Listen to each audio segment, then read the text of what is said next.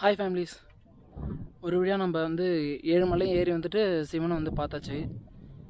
அவ்வளோ ஒரு happiness.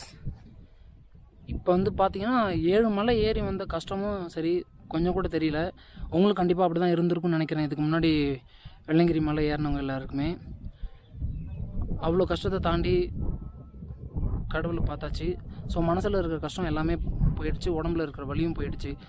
So அது போல் பார்த்தீங்கன்னா நமக்கும் ஏதாவது ஒரு ஆசைப்பட்ட பொருள் கிடைக்கணுனாலும் சரி, இல்லை லைஃப்பில் ஏதாவது ஒரு பெரிய அச்சீவ் பண்ணனாலும் சரி, எதுவுமே வந்து கஷ்டப்படாமல் கண்டிப்பாக கிடைக்காது.